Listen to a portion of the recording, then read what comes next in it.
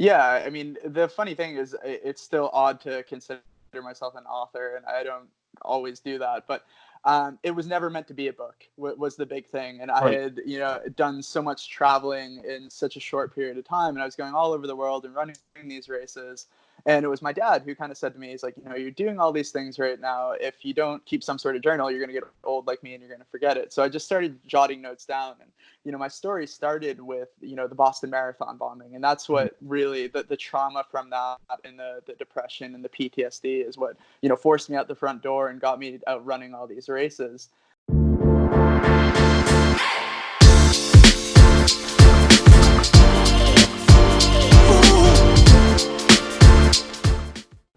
This episode of the Smart Athlete Podcast is brought to you by Solpre, skincare for athletes.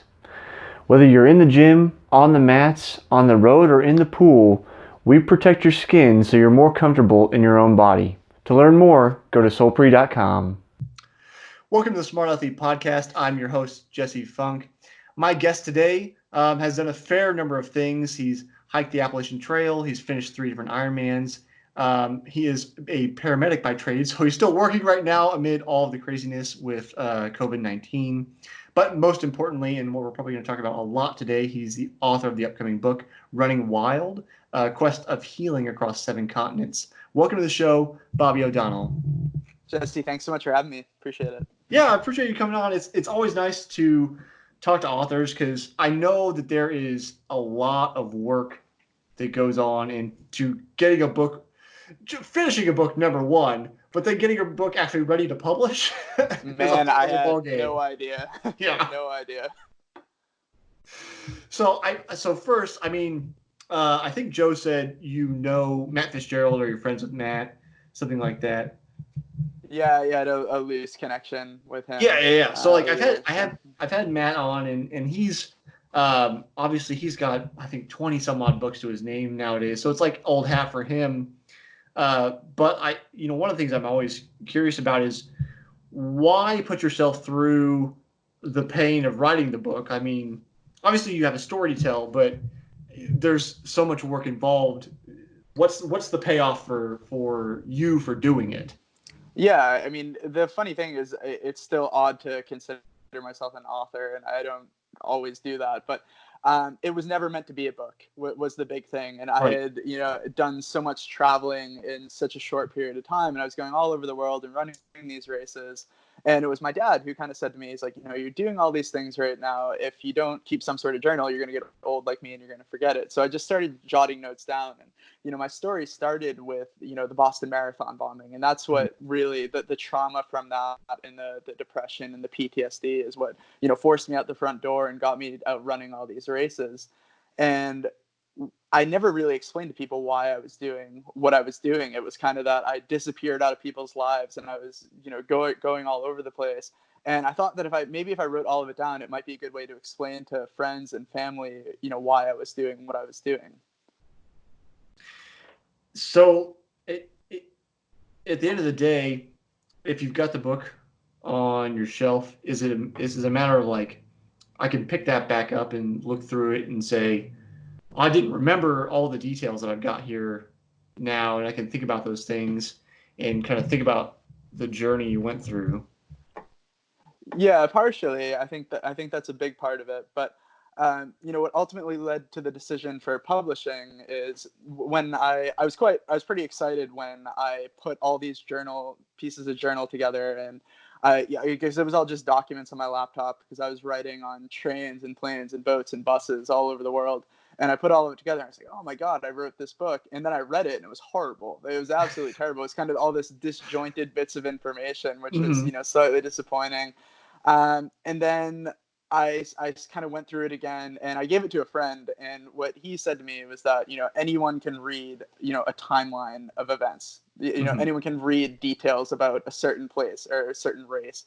But what they don't know is how you were feeling when you were doing it, and, Mhm. and everything, those personal details.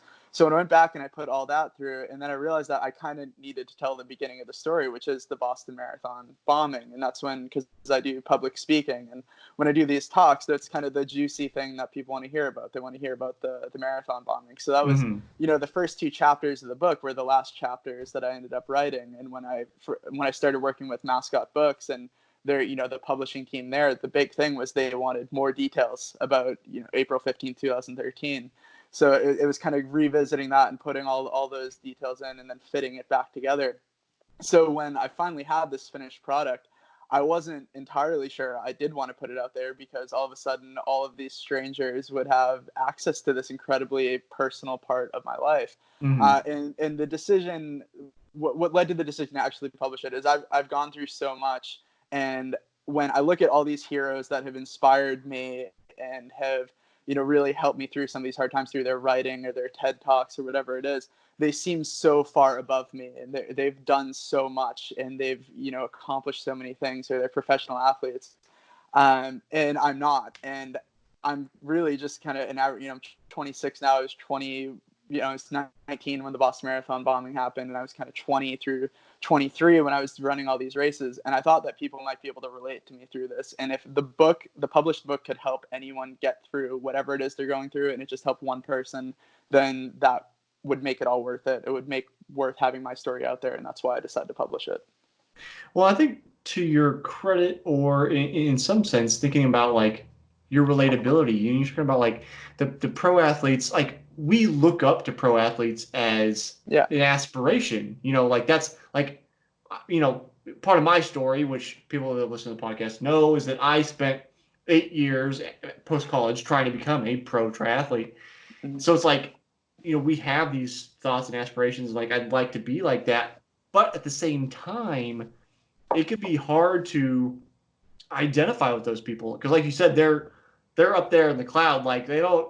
Right. That's not part of who I am. But then I think maybe that makes your story more relatable in the sense that, like, I don't know anything about your running times or anything like that. But just coming from the place of what you've mentioned, that you know, if you're average, whatever that means, it's easier for someone to be like, well, Bobby's doing it. Like, I can do it, or I can do the thing that I want to do, and I can be inspired by the story that, an average, quote unquote, person is doing.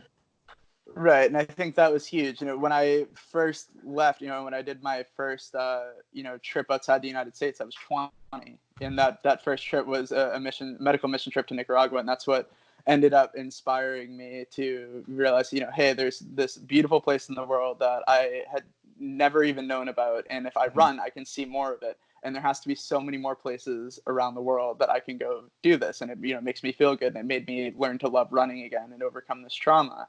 So, the next trip to do that, my first race outside the US was in Australia. And that was really like my first big international trip. I didn't come from a background of traveling. My parents had hardly ever left the country. And Mm-hmm. it was just this big thing that I was just decided to go out and do it. It wasn't that I was, predisposed to having an adventurous background. And that's why I think that it's huge for people to realize that all you have to do is make the decision to go do it. Mm-hmm. Well, that's the scariest part, though, right? Is like, you're set in your routine, and right now everybody's routine is disrupted. But typically, typically you have a routine.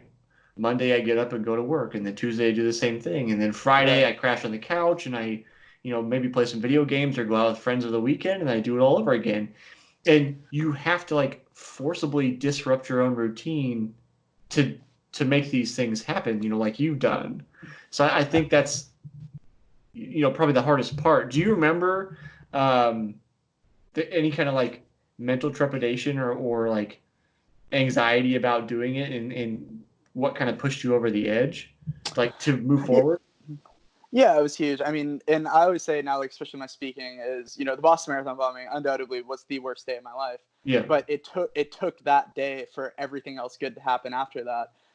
In the immediate, days, weeks, months, even years following the marathon bombing, I was overwhelmed with this feeling of guilt more than anything else, that I was responsible for having, my family there. If I wasn't running that day and they weren't there to support me, then, they wouldn't have been there. And then they had to go through all this stuff. So it was so important to me to make sure that they were okay, and to focus so much more on their mental health that I neglected my own thing. And it just led into this, really bad rabbit hole of then, a year and a half later, I was a complete mess. And I realized that I needed to do something about it. I was running, anyone I'm sure that listens to this, running is their stress reliever. Cycling or getting in the pool or like doing interval training, like, hammering your body out. It was this massive stress relief. And all of a sudden it was the exact opposite. It triggered anxiety. It was just anytime I heard the beep on my watch or I was lacing my running shoes, it just reminded me of that day. And I needed to figure out how to get running back. And I think that initially I thought that I needed closure by finishing the Boston Marathon the next year. So as much as I didn't want to go back in the city again, because I had this anxiety about, being in crowded places or back in this similar situation, I was like, you know what, maybe I just need to get back in it and cross that finish line. And the biggest thing is when I crossed the finish line in 2014, nothing had changed. And that's when I realized, I was like, all right, I've tried all these things. I've tried counseling and none of it's working. I need to do something totally different. And when you talk about routine, like I grew up in suburban Massachusetts and, had, great parents, I was well looked after. I didn't really face any adversity growing up. And so I never felt the need to change my routine. I never felt the need to take a risk or do something different. And then that's what it finally was. I was like, I need to do something entirely different. And that's what led to start traveling. It's kind of one thing I wanted to ask you about is whether you had done, any kind of counseling prior to going off, on your journey. I don't recall the episode now, late 30s, early 40s, but one of my more popular episodes with Mike Hagedorn, we talk a lot about like mental health and running. He's an ultra marathoner, and one of the things we discuss is like, is running therapy versus like therapeutic, because a lot of people talk about running as my therapy, which is obviously, or I would say obviously your case, where it's like it's had this very therapeutic event. And so it's kind of interesting to see different people's perspective on it. And I'll be candid and say I agreed with Mike that like running is not therapy in the sense that like therapy has a prescribed method. I'm sure whoever you saw or went with, like they had a method of like, let's work through this by doing this, this, and that. But that, and I find this in my own life, that running has these almost intangible therapeutic, qualities, things that are not, let's do step A, then step B, then step C, that, that affect us. So it's like, it's interesting to see you guys both kind of live in a similar world in the sense of like having things to work through and then coming out with completely different perspectives. Yeah, so it's not a catch-all. It's not like running isn't this magic thing. It's part of a system, and a system has its parts. And that's the big thing with the book, is that I don't want people to misconstrue it that you don't need counseling because you can just go out into the mountains and fix it. Because counseling does work for some people. It just didn't. All of it didn't work for me. Formal counseling isn't work for me, but it can very well work for many other people. And in my line of work, I do see that multiple times. But I think the trouble is when I finally sought counseling, and that's a big deal for anyone who's going through a mental health issue, because we have this huge stigma against mental health because you can't see it. People sometimes don't view it as a real illness. And what I tell patients that, whether it's in the emergency room or in an ambulance, is that, if you're going to a hospital with a mental health illness, it doesn't make it any less severe than the person in the room next to you with a broken arm. It's just that you can't see your brain on an x-ray. You can't see what you're going through or not. So that does work for some people, but because it takes so much to admit that you have something or that you're going through something, because as soon as you do that, it makes it real. Once you go to someone, what you've been keeping inside you is now a real thing, and it's a really scary step. So when you go to counseling, and I've seen this with patients, is that if you take that first step, and it's a really big deal, and I was incredibly nervous the first time I went, and then when it doesn't work and you go again and it doesn't work, it's a really defeating thing, because you have this expectation that you're going to start to get better, and when it doesn't, it's almost like the world's ending and you need to try to figure it out.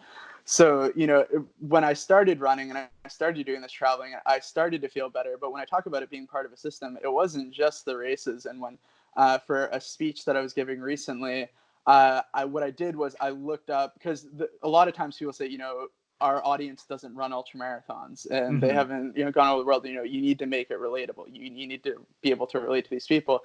And I totaled up, you know, the times for the races that I did. So, you know, 7 races, 7 continents. Some were, you know, some were normal marathon distance, some were 50K, some were 80K. But the total time was like 44 hours or something. It was less than 2 days cumulatively over a year of travel outside the United States. So it was just a fraction. It was the conversations with people and, you know, these strangers that became very close friends all over the world that led to this holistic process of healing.